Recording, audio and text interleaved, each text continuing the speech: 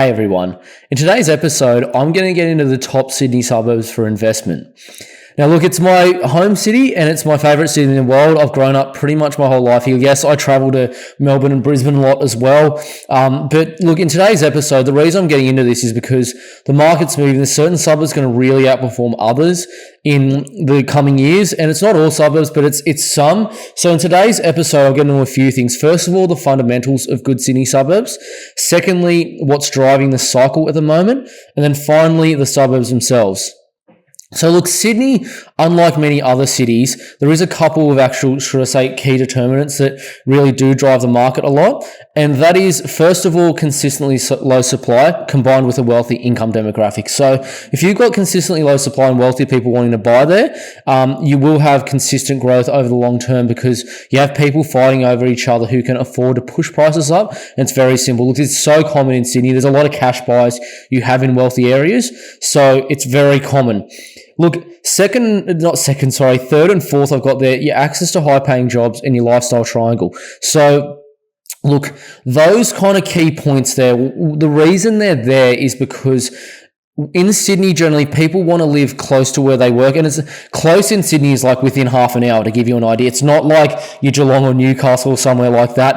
That's about, I'd say, your best kind of, like closest you'll kind of get in terms of good access to those jobs. Lifestyle triangle as well is in people in Sydney generally like living close to the CBD and the water. It's just, and if you follow the waterways and the major, should I say, transport lines and also where the high paying jobs, that's generally where all the best suburbs are. So key in Sydney, access to high paying jobs and lifestyle triangle.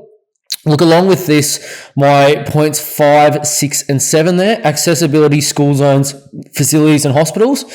Accessibility, as I've said, you have transport lines that really change that a lot. If anyone knows Sydney well, you'll know we have the metro line coming in, 2 major lines being put in. Actually, it's kind of like 3 because it does go north and south of the bridge and it's 2 south of the bridge.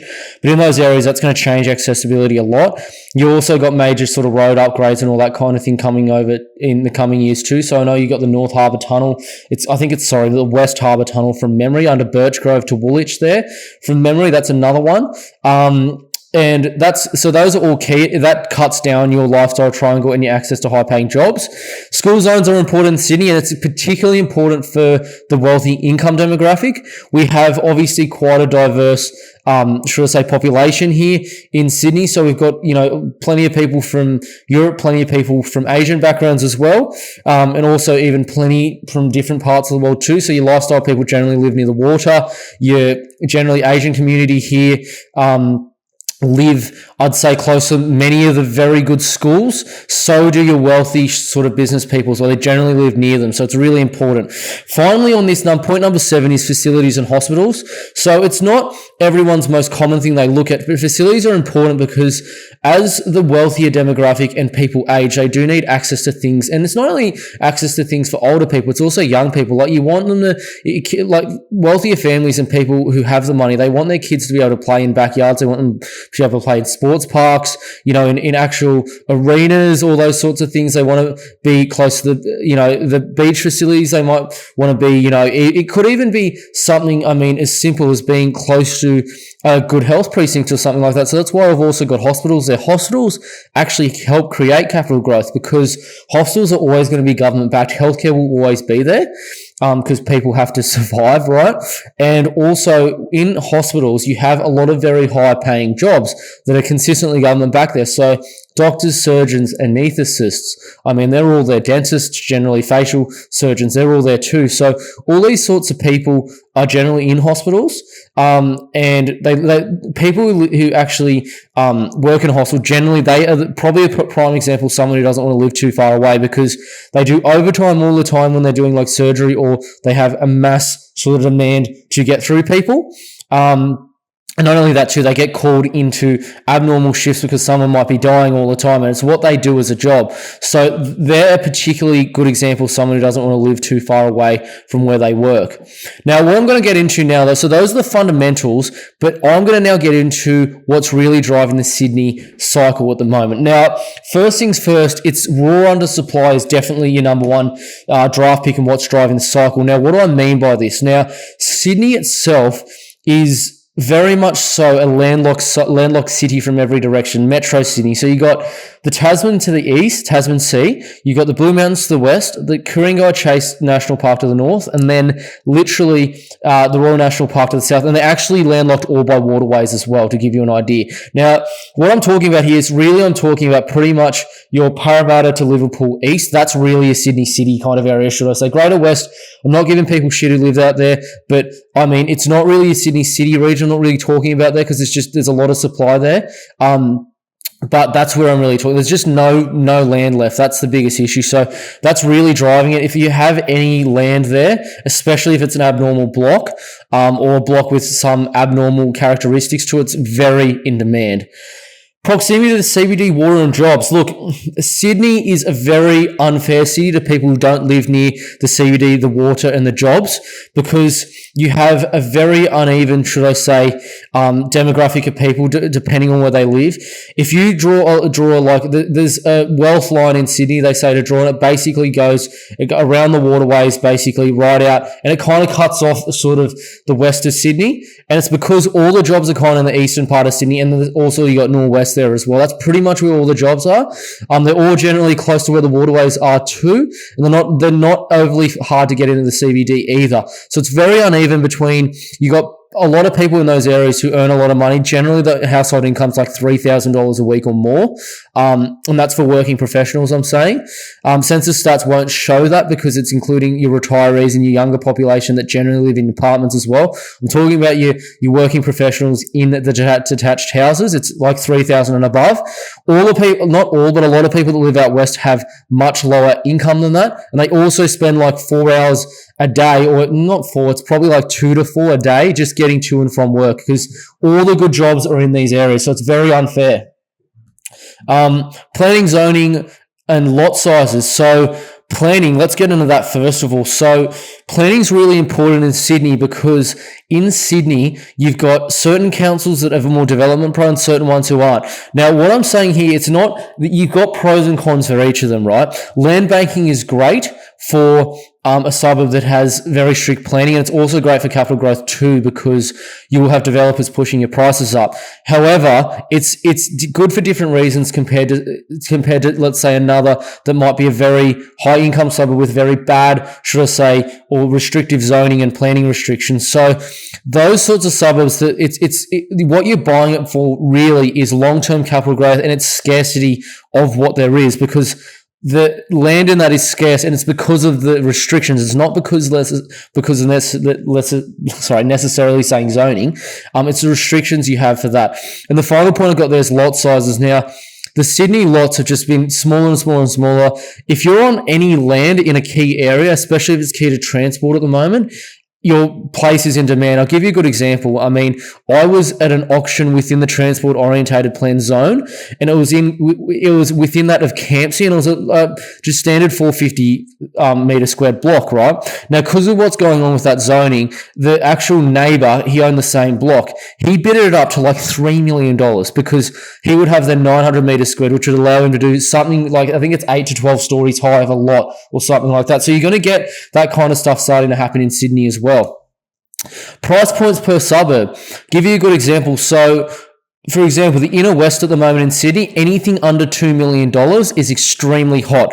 Now, that's going to continue to happen in certain suburbs. Where you get basically certain suburbs being a good price, you'll get a lot of demand in those suburbs. So the key part of this is purchasing properties to the right price point in the right area. Now, what you'll have here is the spillover effect will happen in these suburbs. Really important and really key. It's very consistent amongst Sydney suburbs. Very, very key in that. So that's another point. And then final one that's driving it is really the location within the suburb. There are some Sydney suburbs that are very large. I'll give you a good example. You got Bexley. That's a really good example in Sydney. It's about 14 or 15 k's to the CBD. I think the even some parts of it are 12 or 13. It's a very kind of larger suburb, and it's kind of like long as well. It goes right kind of from Torella the whole way kind of down to Cogger and that. But Bexley, kind of, you got three different parts of Bexley. You kind of got your, I'd say, your kind of city kind of, not inner, but I call it kind of like a more transport city kind of part near Cogra, like near the train lines there. Then you got your kind of more just standard resi pocket sort of towards Bexley North. And then you also got your sort of more expensive, larger kind of home place near sort of Bardwell Park, Bardwell Valley. So Bexley itself there has different parts of the suburb. So really, depending on what you're buying and depending on what you're looking for, location in the suburb will matter. If I'm being straight honest about Bexley, because it's a key transport suburb of Sydney and it's close to Cogra and Rockdale, I think your best locations are probably the transport pocket, and then you're also your sort of more exclusive, I'd say, Bardwell Valley kind of pocket of Bexley itself. But that's a good example of how your location in the suburb can affect what you're looking to buy. Let's get into some suburbs. So it's going to be not very favourable for a lot of people here, and it's just because, a lot of people aren't going to like the very price points I'm going to say, but I'm telling you, this is Sydney, and I don't buy anything that I wouldn't personally buy myself for any clients, because I just know how it performs long-term. You're pricing yourself out of better suburbs. So the price point I'm going to start at is under 1.5 million, and the suburb I'll mention is Belmore. Now look, I am a Doggies fan. Everyone knows that. I've been a Doggies fan my whole life. I've basically grown up walking distance from Belmore Stadium, which is what you can see here. I have a really good mate of mine who's the head of partnerships for the Bulldogs at the moment, funny enough as well. So, I know a lot of people that actually work for the club, a lot of the executives personally as well. So maybe I'm a little bit biased, but look, the reason Belmore is one of the best suburbs to buy in is because it's only about 12 k's or so from the CBD. It's on one of the main train lines. It is more upmarket than probably surrounding suburb of Lakemba. And it's quite tightly held at the moment. I'd say Belmore isn't really as Lebanese as probably people think. There's a lot of Greeks that actually live in Belmore. There's quite a few Italians as well. There's still obviously a resident, I'd say, Anglo population there too as well. But these people generally don't like selling their homes. They hold onto them very tight, like very, very tightly. They don't want to sell. And if they sell, they generally buy something else in the suburb. They just pass it down to their relatives. It's just how it kind of works in the local community. It's a very strong held community. You got quite a lot of money here as well that you don't know about either. So quite a lot of people from Strathfield actually move out to Belmore, Lakemba, Greenacre, and there's quite wealthy suburbs that just wealthy families that actually are quite well known around this area, and they just stay there because it's a community kind of thing. It's a very common thing to do. But the thing that's really pushing Belmore into overdrive will be basically the metro line and the access there. Now, what it is Belmore, it's basically mostly inner west suburbs on this line. So it's pretty much Campsie the whole way through Lakemba. All of those three stations are part of the transport orientated program. So what you'll see in the future here is you'll have continued prices bidding up.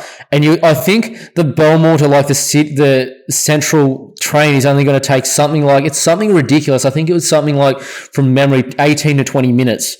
So the lifestyle triangle, of Belmore, is just going to continually improve. And I've been at an auction, this was in October last year, where it was on about 700 metres squared. It was about 350 metres from the station.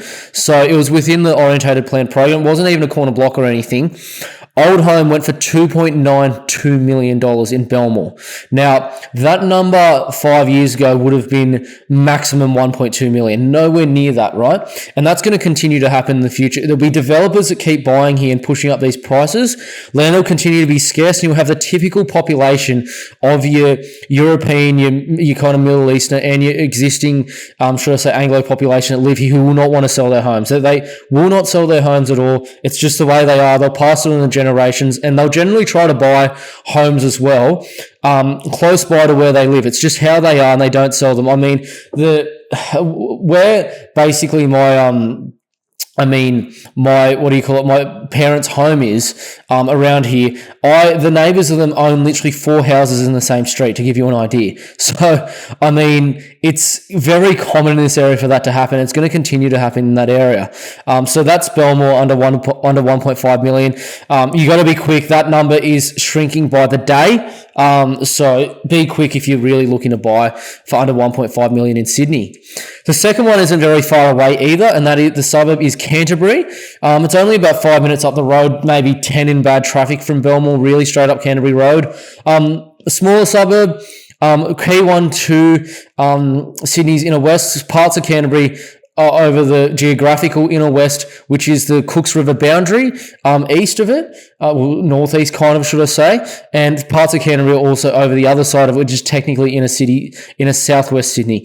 But Canterbury as well, I mean, you still got homes on blocks, a lot of bungalows and Federation homes, and really the suburb itself, it's truly starting to gentrify. Look, historically speaking, I mean, a lot of your, should I say, gentrifying inner westies were sort of moving to Dulwich Hill, Enmore, Marrickville, that kind of area, you know, Summer Hill, all close by. They're starting to now go out to Canterbury as well. It's very close to the CBD again. Like, that's going to be, I kid you not, like a 15-minute train ride in the city when that metro line's done. It is on the same metro line as Belmore, and the land's just so scarce. So this area here that you can see in this photo, in this Domain article, Canterbury, the Battler suburb bordering Sydney's inner west trendies, that used to be just small sort of cottage and terrace houses, and it's a massive like Woolworths precinct now. It's right next to the station. I mean, that's just going to continue to happen here. There was actually plans of them demolishing the Canterbury racecourse, which got refused as well. So that's only made, should I say, demand higher and also supply lower. So it's going to continue to happen that way.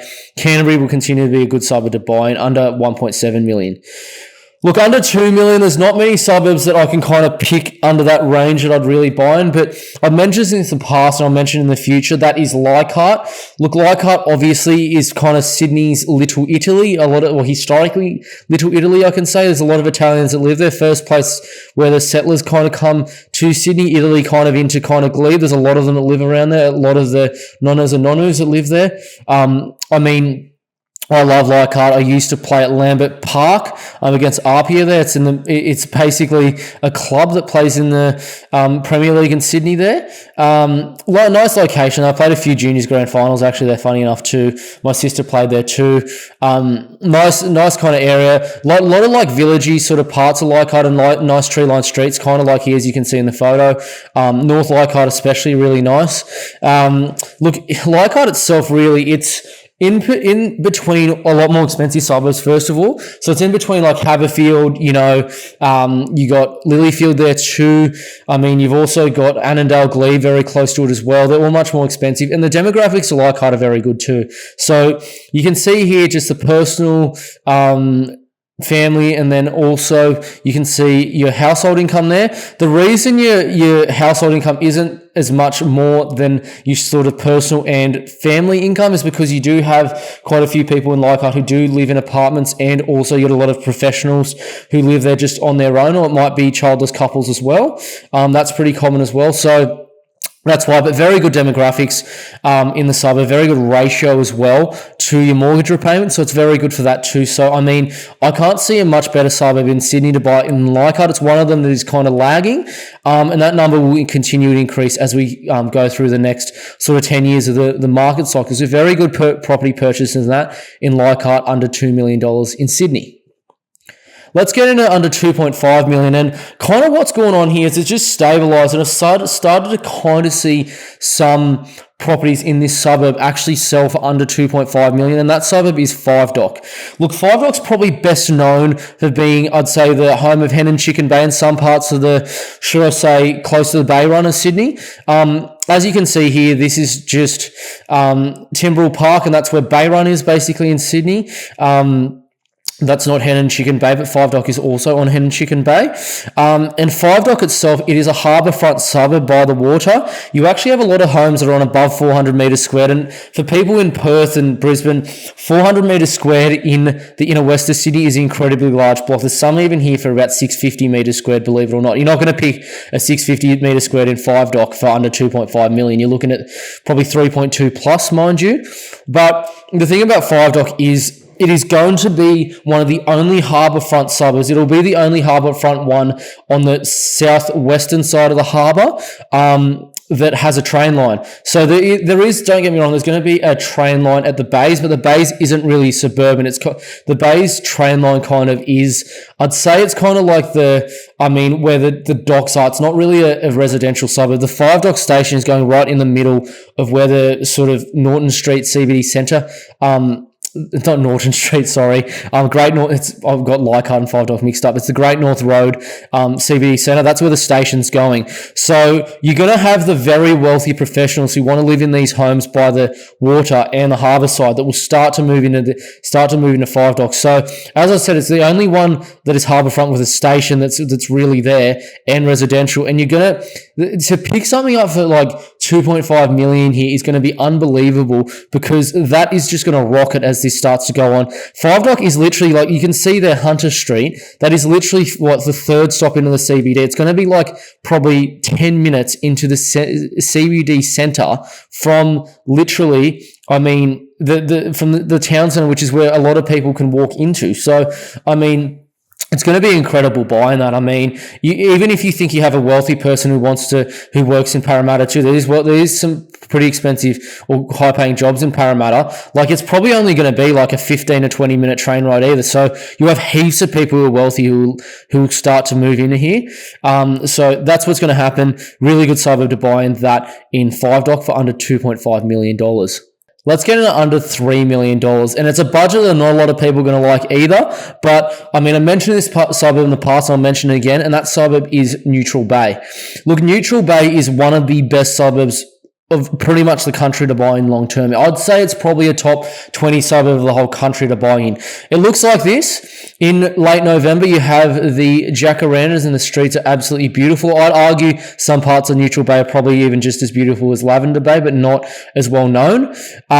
Really, Neutral Bay is positioned between very, very expensive suburbs. So it's right next to, literally Mossman, Cremorne Point, Carrabba Point, Cremorne, Camaray. They're all like $4 or $5 million plus suburbs, and Neutral Bay is a touch under $3 million at the moment. So that's so cheap for what really you can get, in the Lower North Shore. And really, Neutral Bay itself is, it's very much so an old money suburb that is near all the jobs. So if you look on the left here, Neutral Bay has homes like this. So your original homes on like 1,000 metres squared plus, you do get them. And there's a lot of smaller miners' cottages and, your old sort of Victorian and old, should I say, terrace federation kind of cottages, your old semis and that. Very, very common in Neutral Bay. So you got a lot of old money here. A lot of people actually who live in these houses actually own their homes outright, surprisingly enough. So this is basically Neutral Bay, and it's right near all the jobs too. So Neutral Bay really on the right there, it's just kind of I'd say, southeast of St. Leonard's there. So it's basically right near all the key jobs. All the high-paying jobs are in there. In a city, North Shore, Macquarie Park, Parramatta, eastern suburbs, inner west of Sydney, they're all there pretty much. Northwest is probably anomaly out there, but that's where all the high-paying jobs kind of are. And Neutral Bay, you can get to every single one of them, I kid you not, probably within about half an hour, every single one of them. So that's another thing about Neutral Bay. It's one of the best long-term suburbs you can buy in. If you have that $3 million budget, it's definitely a really good one to buy in. Whether it's an investment, if it's an investment, I'm expecting you have at least a borrowing capacity of $5 million, because I'd probably buy for a little bit cheaper if it weren't for that. But if you want to live in there and it's just long-term money you want to hold, you're not going to pick a much better suburb than this. One of the most livable suburbs in Sydney. And I'd definitely consider buying it if you have that $3 million budget. Getting to the very top end here, the last two I'll mention. So I'll do one under 3.5 mil and then another that just has no budget. So under 3.5 mil, and it sounds so expensive, but for Sydney and where it is, it's actually quite cheap. It's just actually popped under it, and I'm seeing some good opportunities at the moment. So that suburb is Paddington. So people might not know this, but Paddington was originally actually Sydney's very first slum. Now, in the actual times of the bubonic plague, it was something like over 30% of Paddington actually had it. And they lived in all these tiny little shacks. Now, a lot of it was government housing at the time, but all of that was sold off a number of years ago. I mean, like 50 years ago now or more. And it's really gentrified because it's so well located, and it's right next to all your most expensive suburbs. So what it looks like today is something like this. You have a lot of terraced houses in Paddington that just are very well maintained and quite beautiful as well, and kind of quite quaint, I'd say, as well. And it's obviously got the trendy element too, I guess you could say too. But Paddington as well, it's a place where everyone kind of wants to live. It's right near all the expensive suburbs. Like, it literally neighbours Woollahra, Double Bay, Bellevue Hill, to give you an idea. Queen's Park, Bondi Junction, it's near all of them. And it's a lot cheaper than them. Like, Woollahra's like 5 mil, Bellevue Hill's like 10, to give you an idea. Paddington's like 3.5 at the moment. And what shows you the underlying kind of, should I say, ability for that to go a lot higher is just, your demographics of the suburbs. So this is just, again, off census in 2021. So your personal, family, then household income. The ratio of personal and family income is just incredible to the state average, which New South Wales is one of the better earning states. Mind you, it's one of the best. Really, why the household there the ratio isn't as high to the state is because there's a lot of one-bedder cottages and also, should I say, just small two-bedders there. And there's not a lot of families that actually, there is families that live in Paddington, but there's a high percentage of, should I say, childless couples and singles that live in Paddington that are very high earning. It's very common to get your working professionals to live here. Extremely common. So really, these demographics just show what's going on in Paddington, and it's not historically an old money suburb. It's only been that way for probably about the last 30 years or so. So that's why it's lagging all these other surrounding suburbs. It's one of the best you can buy in the whole country. I'm telling you that right now. And those demographics are also some of the highest in the whole country as well. So that's the reason Paddington is one of my favorite places to buy. And for under 3.5 million, again, such a good buy if you can get the right property. So that's Paddington for under 3.5 million. Look, finally, I'm going to do an open budget. And so this is, at the moment, it's about 4.5 to 4.7 million. And I do this because I do have clients that, do have these budgets. And I do have ones who genuinely just want to buy in the best suburb they can. And they genuinely just want to have a really good lifestyle and make money long term at the same time and live in Sydney, which I love and I'm sure they love too. And my undeniable pick again here is North Bondi. Look, North Bondi, I don't think anyone will debate me on this. It is probably the best located suburb in the whole country, I'd say. This is just Ben Buckler Headland, an overview of it. It is an image I got off Unsplash for free. Thank God, I see it everywhere, but it's such a good photo. Whoever gave this everyone for free is an absolute legend. But this is just Bondi Beach from above. You can see the mansions and some of the blocks on there. That is probably some of the most in-demand land in the world that exists there, mind you. And look, does anyone really need to debate me on this? It's probably the best located suburb in the country. As you can see, the world famous Bondi Beach there. It neighbours Dover Heights, neighbours Rose Bay, very expensive suburbs. It's completely landlocked and built, and landlocked and, should I say, sea locked, or can you say that, ocean locked? I don't know what you want to call it. Right near Bondi Village there. North Bondi kind of has its little village as well. No one really wants to sell here. All of these homes are very, very good. And I can't see North Bondi is basically like your Silicon Valley, I'd say, of Sydney, kind of like you very, very wealthy people live here. They'll continue to want to live here. Some of the best lifestyle in the country. You're never going to go wrong here. Very, very wealthy people buy here. Billionaires buy here. There was a guy my sister used to actually play futsal with. He lived here, and we always wondered, what he kind of, should I say, wanted to, what he kind of did for work. We could never mind it, but he always used to say, oh yeah, just going to, Aspen, the Rockies, snow trips. He'd go, yeah, I was just at Bora Bora last week. I'm like, what does this guy do? And anyway, turns out he was a tech guy. He created some system that was used for all schools in New South Wales. So he basically had obviously the company paying for itself there, and he had obviously all the royalties off that paying for him. He lived, this is like 10 years ago, mind you, and it would have been a $30 million house 10 years ago. So this guy, he was a Jewish guy. I think his kids went to Mariah College from memory. Really nice guy, mind you. But that's some of the people you have living in these kinds of locations. It's very common. They might not dress like they're very wealthy, but I'll tell you right now, a lot of the wealthiest people you will find dress very casually because they don't want people to know that. So you get people like that living here. And look, no debate over me over this is the best located suburb in the country, near all the jobs, near the city, near the beach, the most in-demand beach in the country. Very tightly held stock. Billionaires wanting to buy here. The sort of people want to buy here, incredible. So North Bondi is the number one draft pick for Sydney. If you've got any budget, you need about $4.5 million, mind you. So not for everyone, but that's where we're kind of at. So that's my Sydney summary. And look, thank you everyone for watching. And if you're really serious about wanting to get in the market and you want someone to buy a property for you like these, whether it be investment or to live in, and you want me to do it, I strongly suggest you reach out via www.compoundinvest.com.au/inquire. It's simply a free 30-minute consult. So I'll give you a phone call and we discuss what you're looking to do from there and formulate a strategy. And look, I'd say for people who even aren't serious right now, but might be serious, let's say in 3 to 6 months, I think it's a pretty good idea too to reach out and actually get some clarity over what to do, because the strategy itself is even more important than the purchase. It's probably 95% strategy, 5% purchase. So just keep that in mind there when you go looking for property. It's very important, the strategy. And if you also just want to see some of the returns on the stock I've actually bought or have on the market at the moment, I'd suggest also you probably go to my Premier Properties, which you can find via the menu tab in my website. You sign up for that and you'll see what's actually available on the market too. So it'd be good for people who just kind of want to suss me out a little bit more, I guess.